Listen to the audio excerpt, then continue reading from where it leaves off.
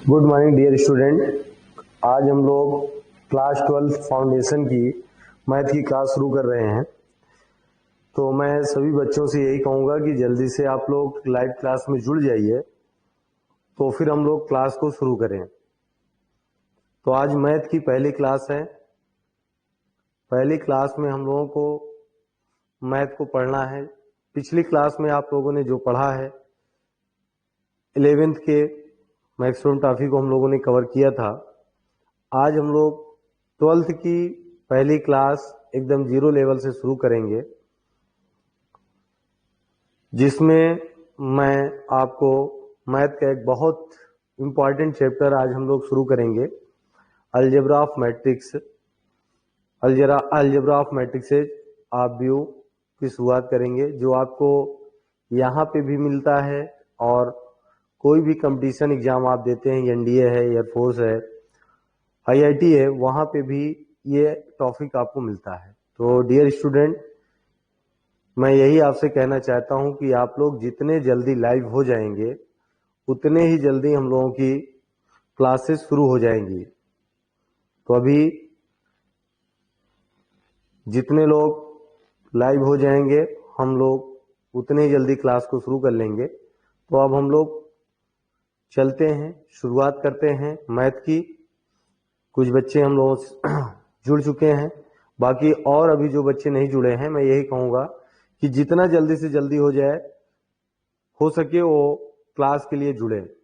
ठीक, आइए फिर डियर स्टूडेंट, अब हम लोग शुरू करते हैं अपना टॉपिक, यानी मैट्रिक्स की बात अगर हम लोग करते हैं तो अलजेब्रा ऑफ मैट्रिक्स पे अगर हम लोग चलते हैं तो इसमें सबसे पहला काम हम लोग ये करेंगे कि मैट्रिक्स होती क्या चीज है, मैट्रिक्स कहा किसे जाता है, मैट्रिक्स के बारे में हम लोग जानकारी लेंगे।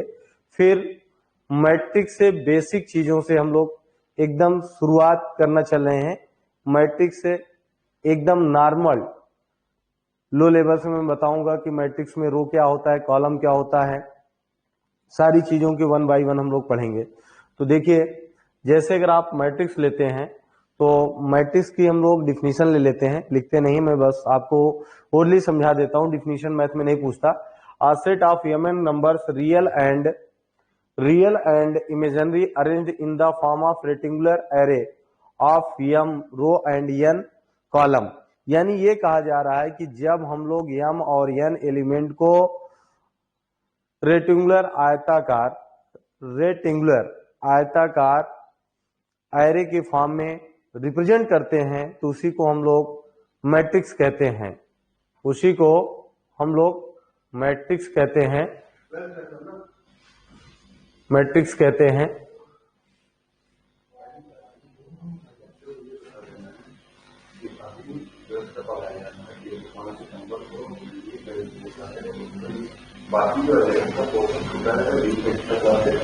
ठीक, देखिए डियर स्टूडेंट, क्लास 12 के बच्चों के लिए एक नोटिस है, ये आप ध्यान देके सुन लीजिए, इसमें कोई प्रॉब्लम नहीं है। ये है कि जैसे अभी आपका क्लास 11th का एक दो टॉपिक जो छूटा हुआ है उसको हम लोग एक्स्ट्रा क्लास में पढ़ लेंगे। अभी जैसे आपके कुछ एग्जाम लगे हुए हैं, एनडीए है, हो सकता है आईआईटी का एग्जाम भी लगा हो, जो बच्चा फॉर्म डाला हो, उसके लिए हम लोग इसलिए क्लास 12 की टॉपिक को पढ़ा रहे हैं और ऐसे टॉपिक को सिलेक्ट कर रहे हैं जहां से मोस्टली क्वेश्चन पूछा जाता है। जैसे भी हम लोग अलजेब्रा ऑफ मैट्रिक्स की बात कर रहे हैं तो आप देखिए, चाहे जो भी कंपटीशन होगा उसमें अलजेब्रा ऑफ मैट्रिक्स का 2-4 क्वेश्चन आपको मिलता होगा। तो इसलिए डियर स्टूडेंट, आप उस पर परेशान ना होइएगा कि 11th का टॉपिक हमारा छोड़ दिया गया है। 11th के टॉपिक को हम लोग बीच बीच में उसको हम लोग पढ़ लेंगे, जो जो टॉपिक बचा हुआ है। अब आइए हम लोग बात करते हैं। वीडियो फंस रहा है, ठीक है सागर जी, उसको सही किया जाएगा, वीडियो नहीं फंसेगा।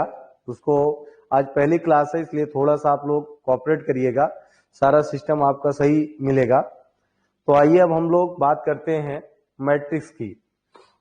तो मैट्रिक्स होती क्या चीज है, देखिए अगर हम लोग बात करते हैं मैट्रिक्स की, तो मैट्रिक्स पे अगर आप चलते हैं तो देखिए डियर स्टूडेंट, मैट्रिक्स अगर हम लोग लेते हैं तो मैंने अभी आपको बताया कि मैट्रिक्स जो है इसमें m और n एलिमेंट्स होते हैं।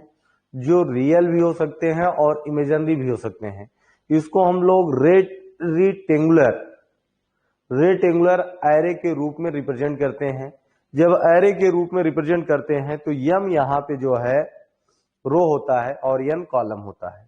तो देखिए, जैसे पहले आप सिंबल ऑफ मैट्रिक्स देखिए, मैट्रिक्स का जो सिंबल होता है आपका ये होता है। इस तरीके से हम लोग मैट्रिक्स को रिप्रेजेंट करते हैं।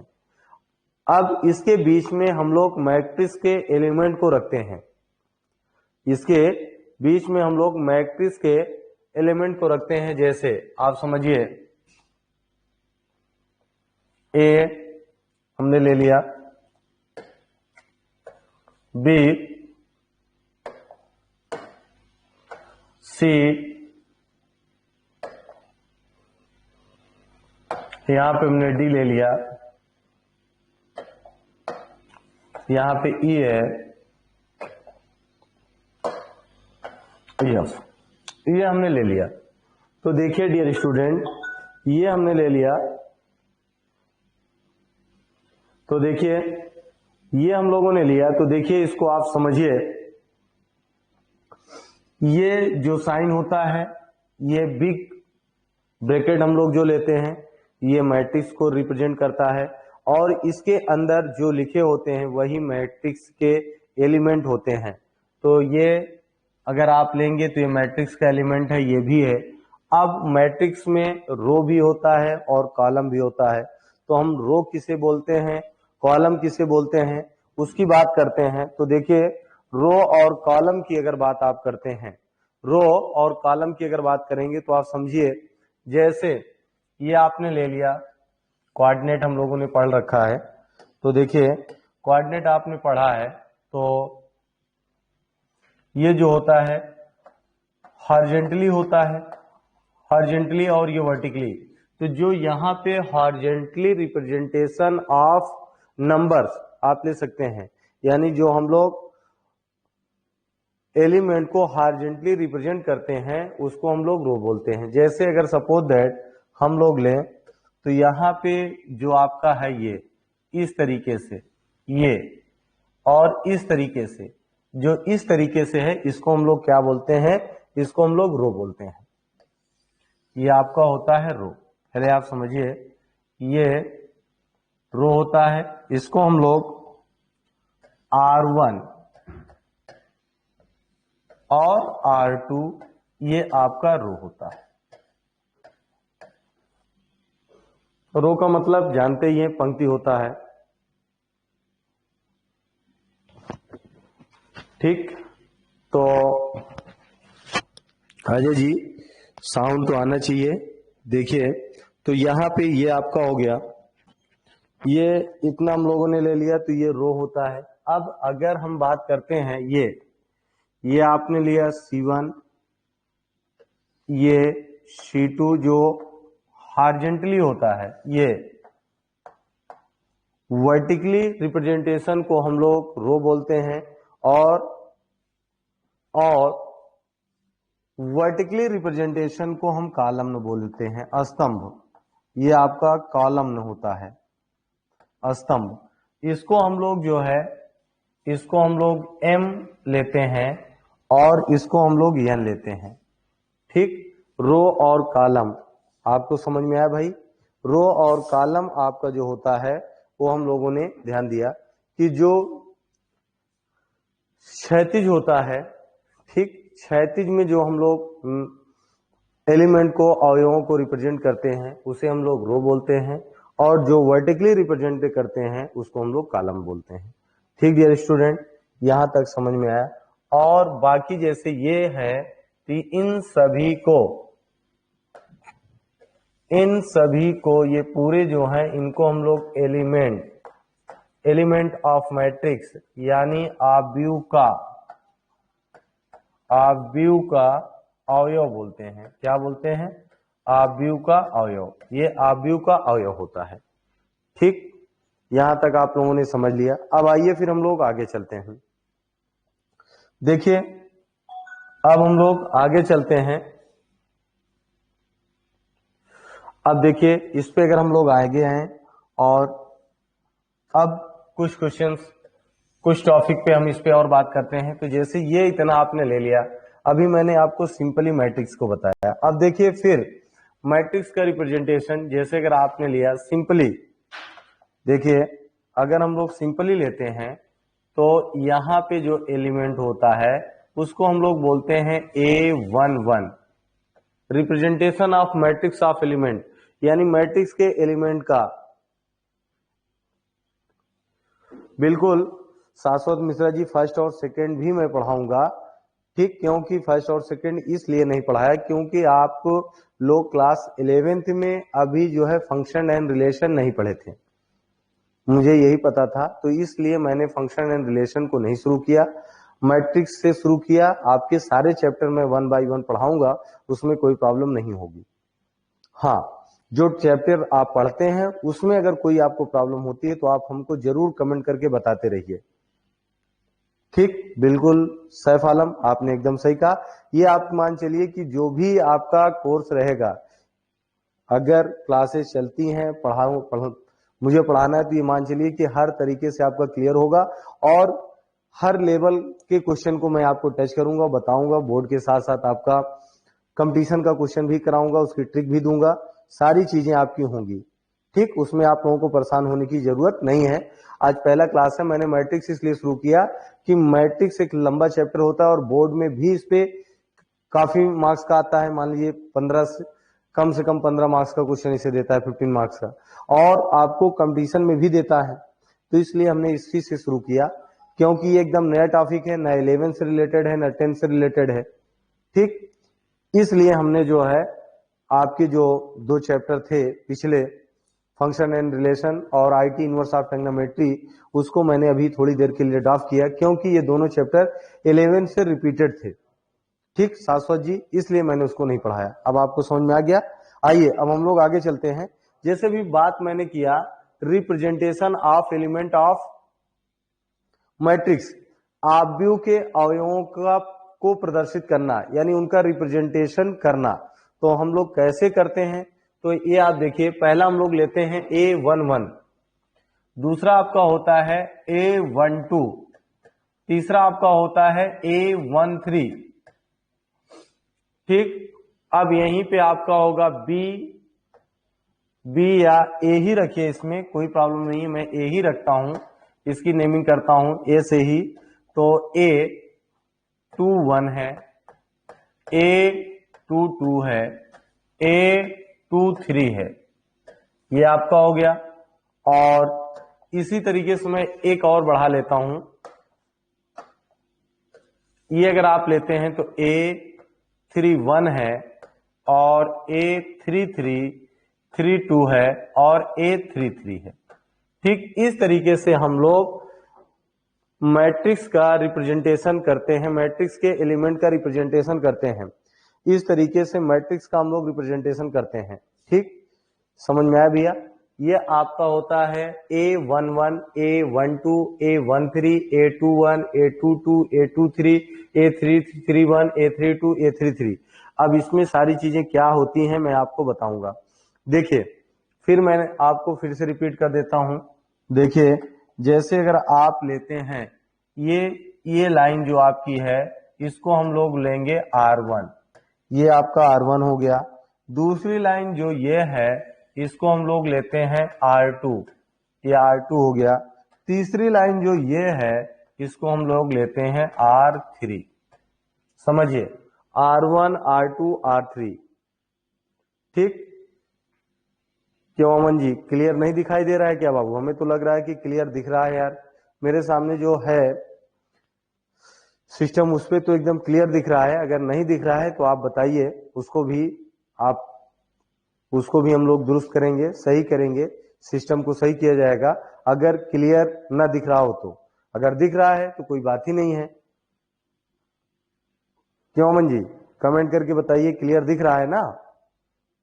चलिए, लाइट कम है, ठीक है भाई अराजुद्दीन, लाइट कम है,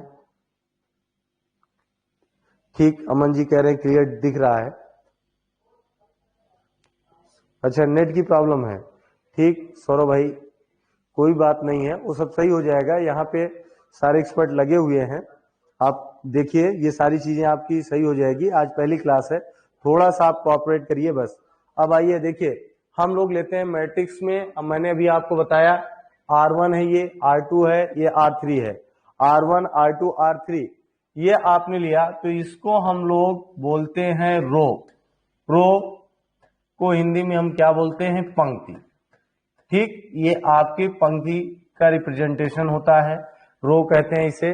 दूसरा हम लोग लेते हैं, दूसरी चीजें आपकी अगर आपके पास हैं, अब नीचे आते हैं, तो अगर हम लोग इसकी बात करते हैं, नीचे अगर हम लोग चलें, जैसे ये आपका है, ये C1 है, आपने ये C1 ले लिया, ठीक, तो ये आपने ले लिया C1, ये आपका क्या होगा? C2 होगा, ये आपका होगा C3, इसको हम लोग बोलते हैं कॉलम, कॉलम, जिसको हम लोग हिंदी में बोलते हैं स्तंभ।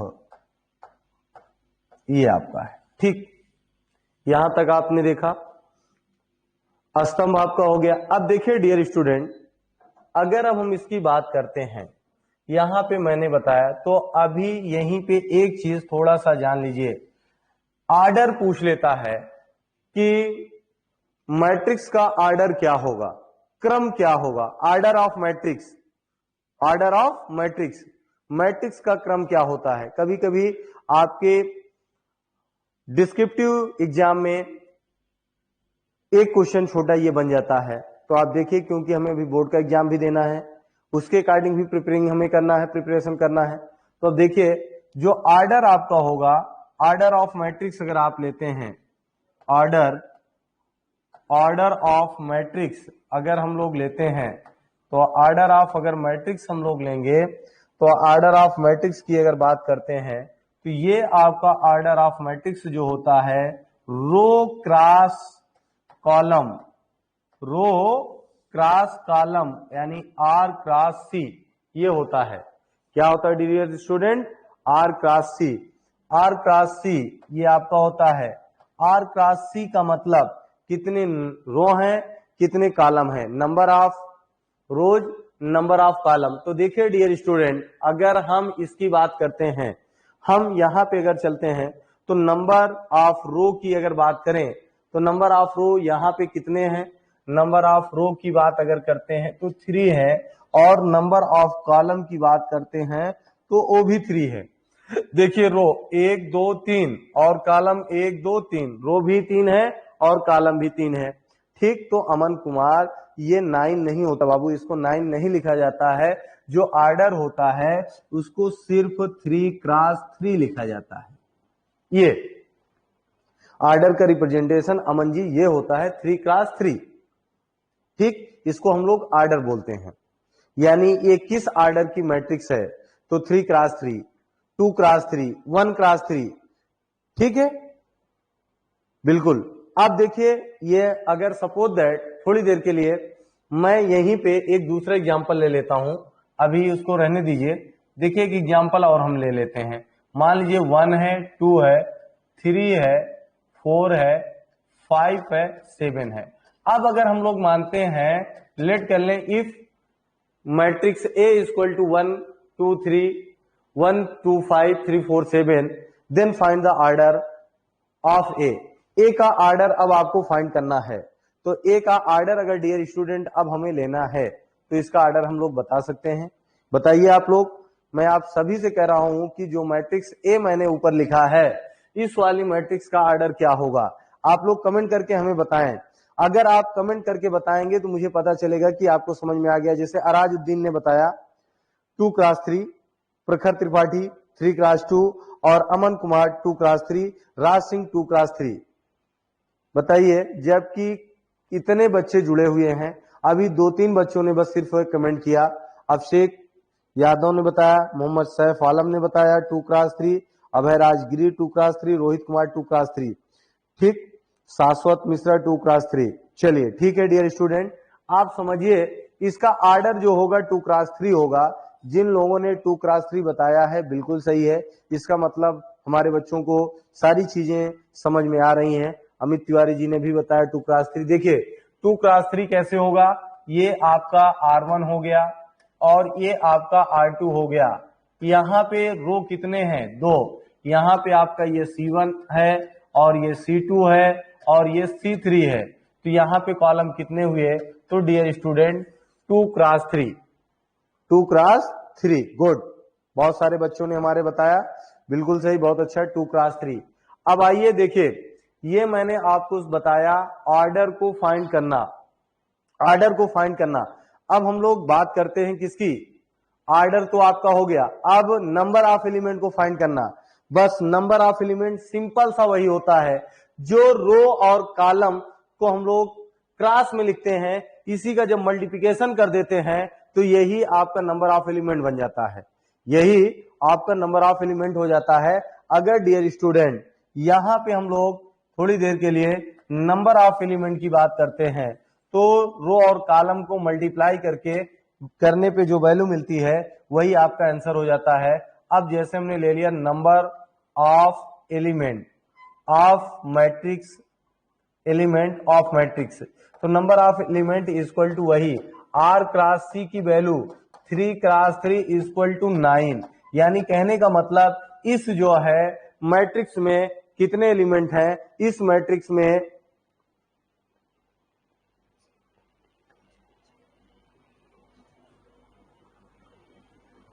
ठीक। तो देखिए ये आपका हो गया number of element R into C, 3x3 equal to 9, ये 9 है। तो इसका मतलब मैट्रिक्स जो ये मैट्रिक्स दी गई है, इस मैट्रिक्स में नंबर ऑफ एलिमेंट कितने हैं, 9। यानी इस आव्यूह में अवयवों की संख्या कितनी है, 9 है। ठीक डियर स्टूडेंट, ये समझ में आ गया number of element. Good Saurabh Singh, बिल्कुल सही। अब देखिए यहां तक आपने कर लिया बाबू। अब देखिए मैंने आपको इसका रिप्रेजेंटेशन बताया, A11 इसका मतलब क्या होगा, A12 इसका मतलब क्या होगा। ठीक, अमित तिवारी बिल्कुल बताएंगे बाबू। देखिए A11, A12, A13, A21, A22, A23, A31, A32, A33, इसकी बात हम लोग करते हैं। ठीक, तो ये क्या होता है इसको भी आप समझ लेंगे। और इसमें भी बोर्ड से कभी कभी एक क्वेश्चन इसी में से पूछ लेता है, एक मैट्रिक्स दे देगा, उसमें ये कहेगा A23 का एलिमेंट होगा या A23 की वैल्यू क्या होगी, इस तरीके से आपसे पूछा जा सकता है। तो आइए अब हम उसको देखते हैं, इसकी बात करते हैं।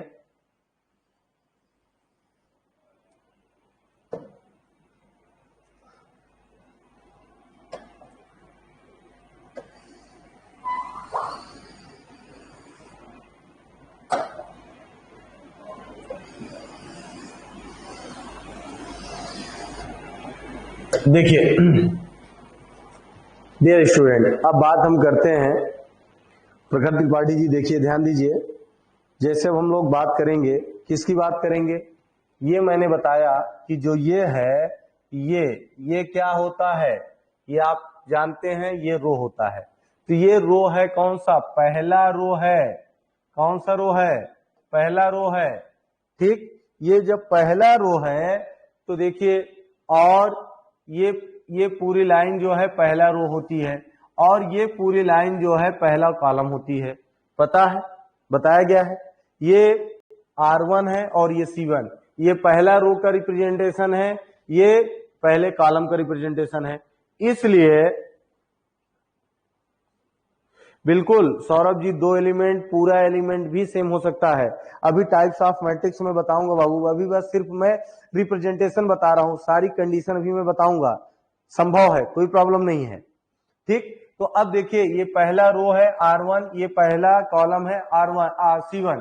तो इसका मतलब मैंने अभी आपको बताया, जो ऑर्डर हम लोग लिखते हैं R क्रॉस C, यानी R क्रॉस C, तो 1 क्रॉस 1 यानी 1 1। इसका मतलब ये हो गया कि A11 का मतलब क्या होता है, A11 का मतलब होता है पहले रो और पहले कॉलम का पहला एलिमेंट, पहले रो और पहले कॉलम का पहला अवयव। बस समझ में आई। पहले रो और पहले कॉलम का, पहले रो पहले कॉलम का पहला अवयव। अब जैसे ये दे दिया है A12 अगर आप ले लेते हैं, A12 क्या है, A12 का मतलब क्या होता है, A12 का मतलब A का मतलब A1 का मतलब पहला रो, 2 का मतलब दूसरा कॉलम, पहला रो और दूसरे कॉलम का, पहले रो दूसरे कॉलम का एलिमेंट ये होगा। A13 का मतलब पहला रो तीसरा कॉलम, A21 का मतलब अब दूसरा रो आ गया, पहले रो होता है, इस चीज को आपको ध्यान देना है, पहले क्या होगा, रो होगा, तब क्या होगा, कॉलम होगा। तो देखिए A21 इसका मतलब दूसरा रो और पहला कॉलम, तो आप ये कह सकते हैं कि दूसरे रो और पहले कॉलम का अवयव होगा। A22 का मतलब दूसरा रो दूसरा कॉलम का अवयव, A23 का मतलब दूसरा रो तीसरा कॉलम, इस तरीके से इसका रिप्रेजेंटेशन होता है। वही चीज A31 का मतलब तीसरा रो पहला कॉलम, A32 का मतलब तीसरा रो दूसरा कॉलम, A33 का मतलब तीसरा रो तीसरा कॉलम। बताइए डियर स्टूडेंट, सबको समझ में आया कि नहीं आया? अगर समझ में आ गया है तो आप तुरंत कमेंट करके यस या ओके करके रिप्लाई करिए, और अगर नहीं समझ में आया है तो कहिए मैं फिर से रिपीट करता हूं, क्योंकि सारी चीजें आपको समझ में आनी चाहिए, तभी क्वेश्चन आपको समझ में आएगा। क्योंकि अगर बेसिक कॉन्सेप्ट नहीं समझेंगे तो उसमें प्रॉब्लम ही होना है। बिल्कुल हमारे सारे बच्चे बता रहे हैं यस यस, बहुत अच्छा। अब मैं आपको इस पे एक क्वेश्चन देता हूं, तो मुझे समझ में आएगा कि आप लोग कितना समझे हैं कितना नहीं समझे हैं। ठीक है, आप लोगों ने यस यस किया है तो इसका मतलब समझ में ही आ गया है, कोई बात नहीं है। आइए अब हम लोग इस पे क्वेश्चन करते हैं, फिर आगे बढ़ते हैं। अब इस पे क्वेश्चन मैं लेता हूं,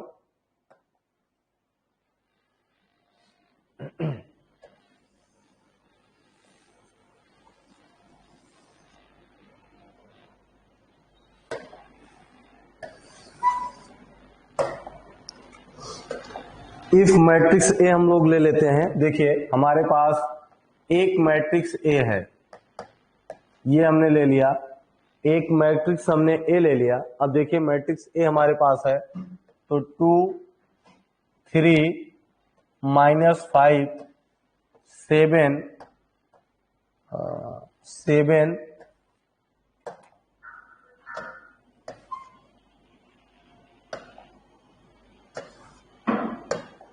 7 आपने लिया, ये 8 हो गया, 9 हो गया। चलिए ये आपका दे दिया, ये इतना आपको मिल गया।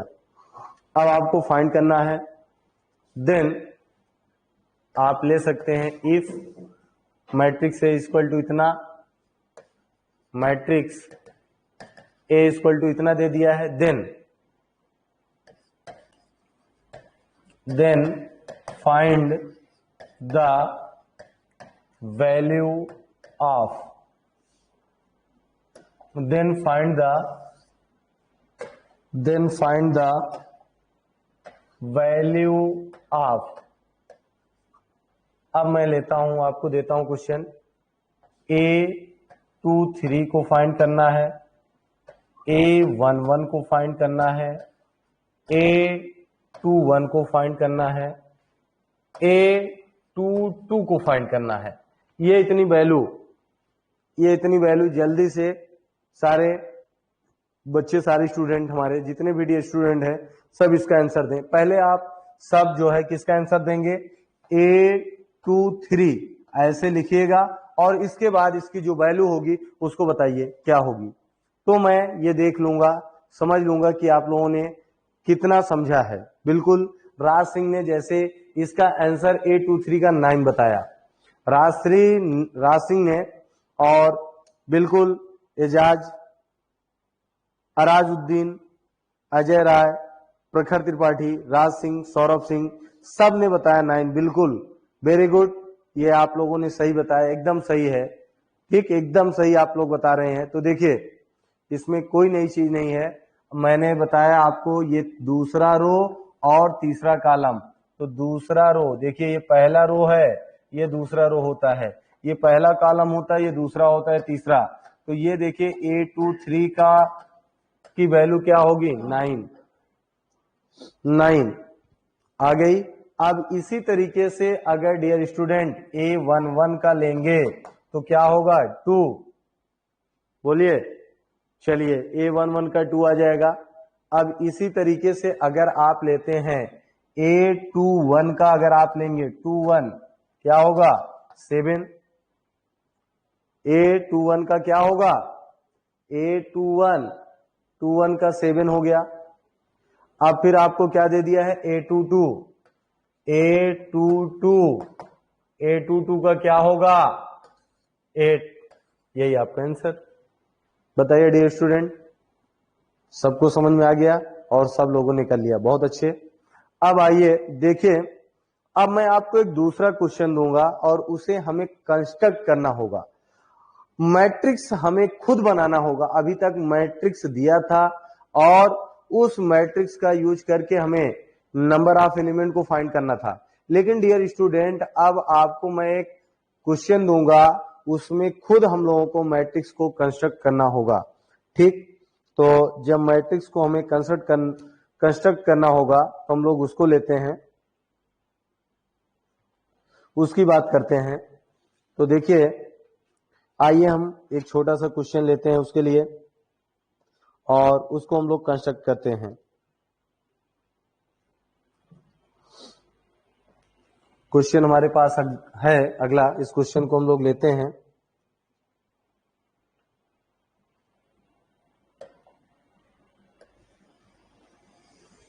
आइए, मैट्रिक्स बनाने के लिए भी आपको दे देता है क्वेश्चन में। लिखिए, लिखते हैं हम लोग क्वेश्चन। जो हमारा क्वेश्चन है, construct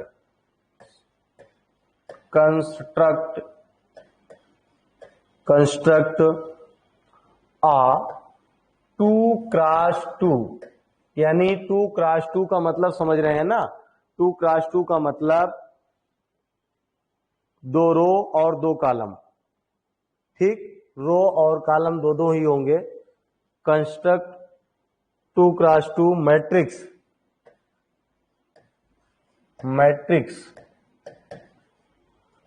matrix A equal to small a i j। Small a i j का मतलब एलिमेंट को ये रिप्रेजेंट करते हैं। ठीक, whose element are given by, whose element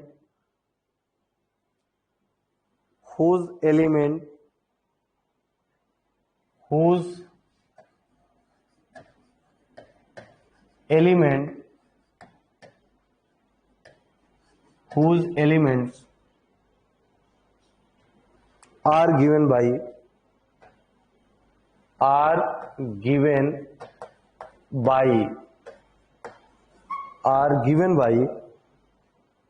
aij equal to I plus 2j का होल स्क्वायर बाई 2। ठीक, देखिए डियर स्टूडेंट, इसको आप समझिए। ये आपको दिया है कंस्ट्रक्ट, देखिए construct a 2x2 matrix A equal to aij whose elements are given by aij equal to I plus 2j का होल स्क्वायर बाई 2। यानी हम लोगों को 2x2 की एक मैट्रिक्स बनाना है जिसके एलिमेंट का ऑर्डर बताया है aij, हुज एलिमेंट, जो एलिमेंट aij की वैल्यू किस पर डिपेंड करती है, I प्लस 2j का होल स्क्वायर बाई 2 पर डिपेंड करती है। ठीक डियर स्टूडेंट, अब इस क्वेश्चन को आप ध्यान दीजिए। जैसे मैंने आपको बताया था, अब 2 ऑर्डर का क्वेश्चन है, 2 ऑर्डर का क्वेश्चन है तो यही होगा A11 A12 और A21 होगा और A22, यही 2x2 का ऑर्डर बनेगा। बोलो डियर स्टूडेंट, यही हम लोगों का 2x2 का ऑर्डर बनेगा। तो जब ये 2x2 का ऑर्डर बनता है, 2x2 का ऑर्डर बनता है तो हमको उसी के अकॉर्डिंग इसको लेना है। तो आप समझिए, जैसे अब हमें क्या लेना होगा, A11 हमें क्या फाइंड करना होगा, A11 को अगर फाइंड करना है तो तो A11 को आप कैसे फाइंड करेंगे? तो समझिए Aij